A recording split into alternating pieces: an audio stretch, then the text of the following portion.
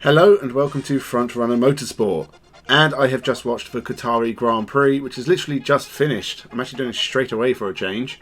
It was not the greatest race in Formula 1 history, and really it was all about punctures, and the only real overtaking we saw was DRS down the main straight, which great racing does not make.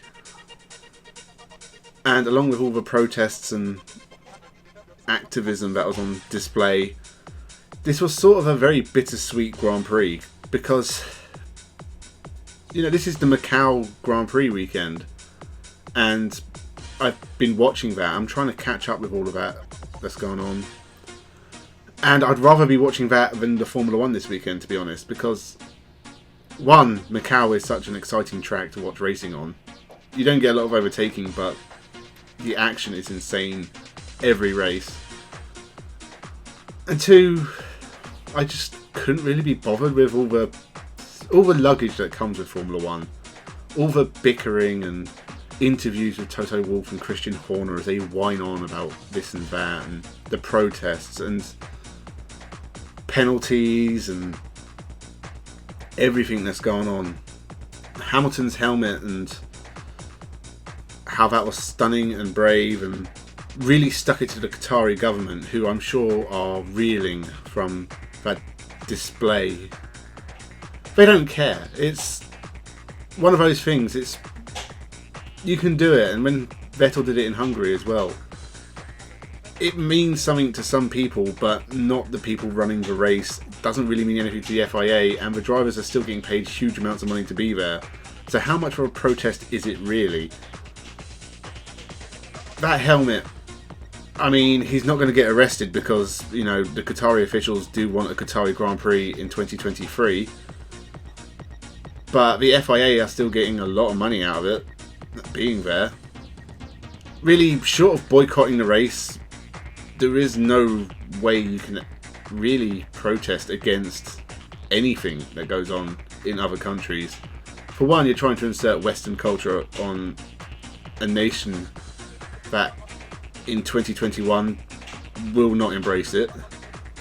They want the sport, they want you talk about sport washing. They want the big events there. They got the World Cup there, no matter how they get it. So you talk about corruption, and obviously there was a lot of that in football, but they'll go to any lengths to get events there because Qatar are willing to pay huge sums of money to have those events there. That's why they're racing in Bahrain, Qatar, Saudi Arabia, and Abu Dhabi. It's the money, and you can protest in as many small ways as you want. You can have your pride helmet, you can have the taking the knee. It really means nothing when you've got 20 millionaires who are so disconnected from the real world appearing in a race in a country where homosexuality is illegal, and there's news reports of migrant workers being paid £12 a day for long hours of hard work, and they're dying out there. If it was in any way fair, those events would be taken away from them. We say we just can't have events there, but they're not, because a lot of money comes from it. So protest all you want. Without you boycott the race, the FIA would have to make a decision. Do we want to go to Qatar without any of the 20 drivers? Do we want Roy Nissany racing around in a Williams because no one else would do it? Do we want football with 5th division level footballers because they're the only ones willing to go out there because everyone else is protesting it?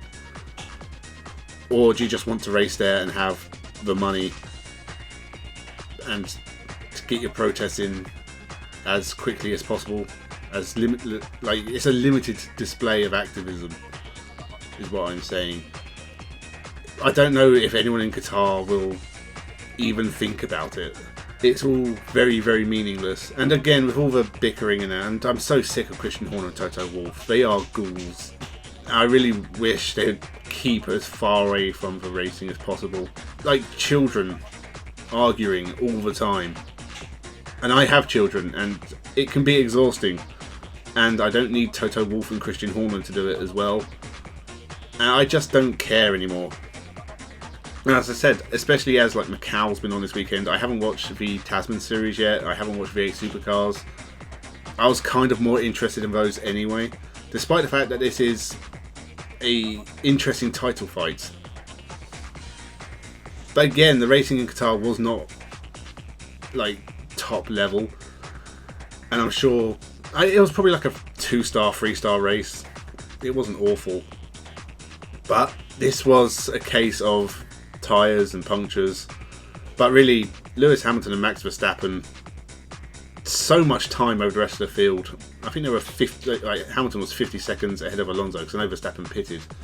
But you're talking, they're a minute ahead of everyone else. That's embarrassing. It's honestly like two divisions in Formula 1, where you have two drivers in one and everyone else. Bottas retiring will hurt Mercedes. It really closes up the constructors to 5 points. If Red Bull can have one good Grand Prix out of the two, they might take that advantage. Obviously, go the other way as well. Still close in the Drivers' Championship. I think it's down to 8 points. Again, who knows what's going to happen over the next two races. We get a little bit of a break now at least, because it's been 3 Grand Prix weekends in a row. And that may be why I'm getting kind of tired of it. There's a reason I don't watch NASCAR, and it's on most weeks. And it gets exhausting to watch. And I think this Formula 1 calendar is so bloated now, where actually about 16 Grand Prix a year is almost the perfect length. So I'm just very, very tired. And you can ask, why didn't I boycott the race? Why did I just not watch it?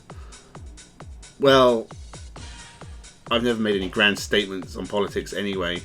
Politics in sport is a very difficult issue. And I kind of come down on both sides of it.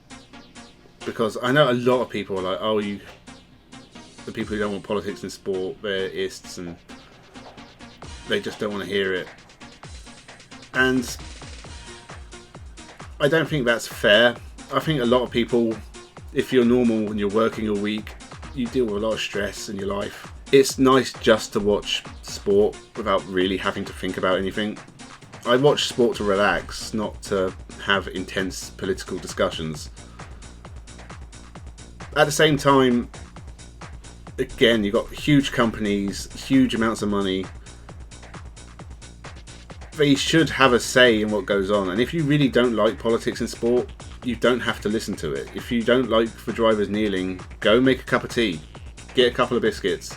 It's over in like a minute. It's not a problem if you don't want to watch it. You shouldn't really be moaning about it. They can do what they like. How much of a difference does it make? Probably very little. As I said, the officials of these Grand Prix, as long as the money's coming in, it doesn't really matter. It will continue on the same. Qatar will not be changed tomorrow by Lewis Hamilton's helmet. As for the race, the track is, I don't want to call it a typical Middle Eastern track, but it's, overtaking on the straight with DRS is not good overtaking. We saw a couple of wheel-to-wheel battles, I suppose, with the Williams getting close to cars. We saw Russell get close to Tsunoda and Raikkonen and Latifi, I think. There's a couple of good overtakes from Perez as well, but overall, not a lot really to shout home about. Bottas continues to be the unluckiest man in the world. It would happen to be him who gets the puncture that sends him into the gravel and eventually retiring. And as I said, that's going to hurt Mercedes. That's allowed Red Bull to close up on the constructors, which is as important to them as the drivers, if not more important. As for the championship, this was a pretty easy race for Hamilton. I think Mercedes clearly had an advantage this weekend. Max was there or thereabouts. He did his job. He got fastest lap. That was very, very important for him. It's all very close with 2 races left. And I couldn't really call which way it's going to go, which should make this the most exciting season of Formula 1 ever, and yet the racing has been very lackluster at a lot of events. As for everyone else in the field, strange they pitted Perez.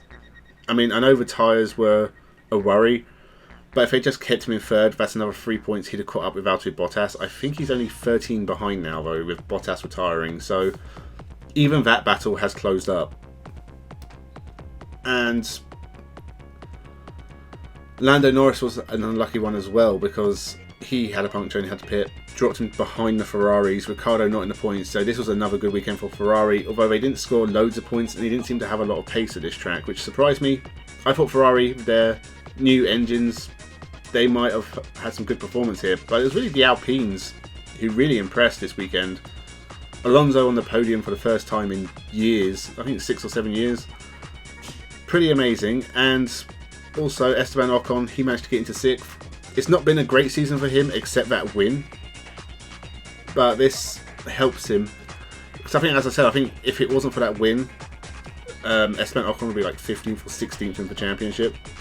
So he needed to score more points. He hasn't really had many points finishes this year. That's been his biggest issue. So for Alpine in their fight with AlphaTauri, this was a massive win for them. AlphaTauri, not a great weekend, no points. It looked like Gasly had a lot of pace in the car. He did well in qualifying. In the race, almost nothing. Despite, I think he was running around in like 5th at the start of the race, and that just all completely went away. Points for Stroll and Vettel as well at Aston Martin, which is important for them, and I think it's Stroll's best result for a long time. Vettel's had a good season. He's scored points here and there, and he's had a couple of good results. So Aston Martin, they've dropped back from where Racing Point were last year, but it's not been a terrible season for them. As for Ferrari, did okay. They scored points. Who was in 5th? Was it Ocon 5th?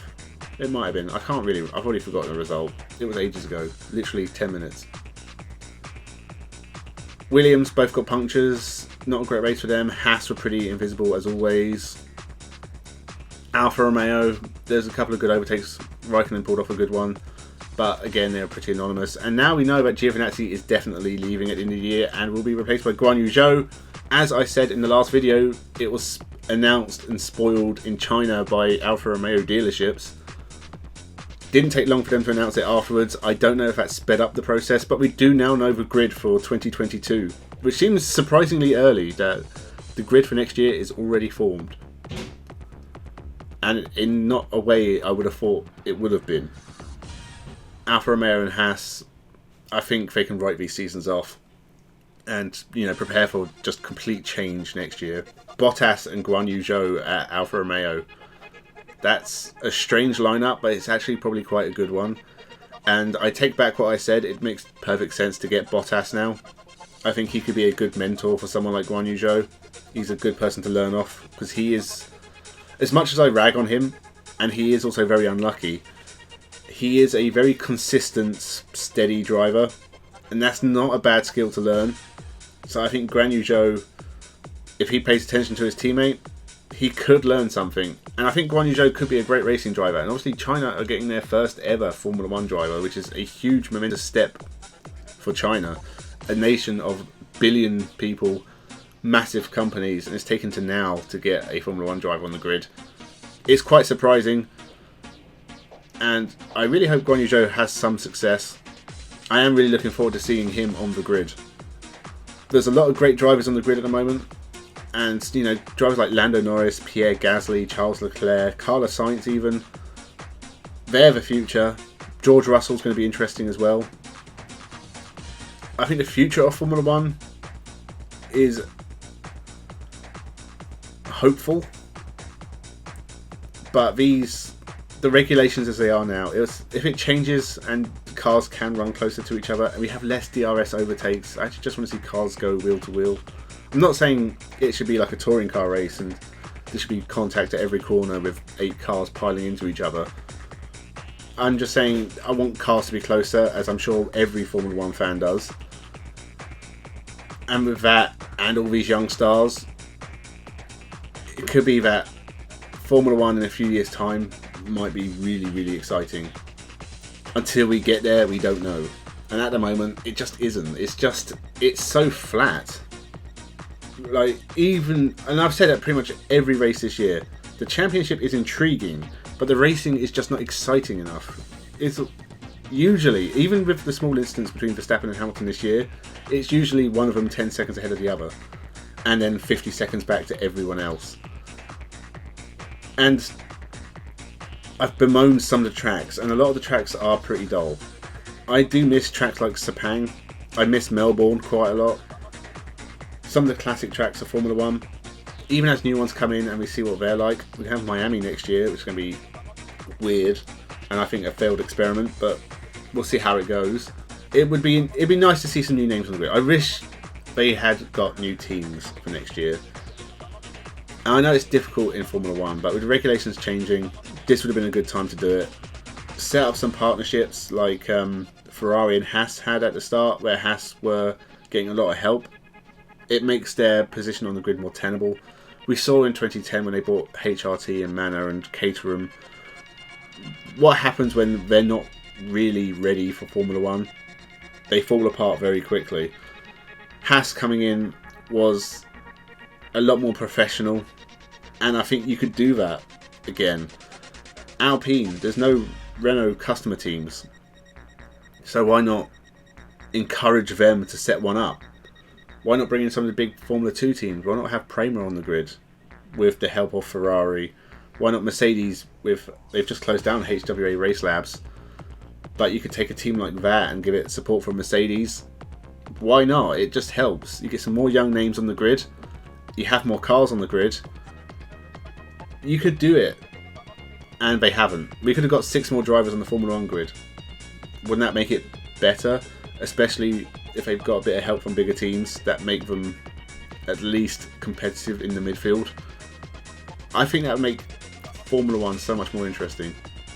I think they need to look at the tracks they go to, and that does seem to be the case. They do seem to want more street circuits, which I'm not sure if that's the right direction to go in, because obviously Formula E is all street circuits usually. I think they had 1 race at Valencia, or 2 races at Valencia this year, but generally they are a street circuit championship, and Formula 1 kind of muscling it in on their territory.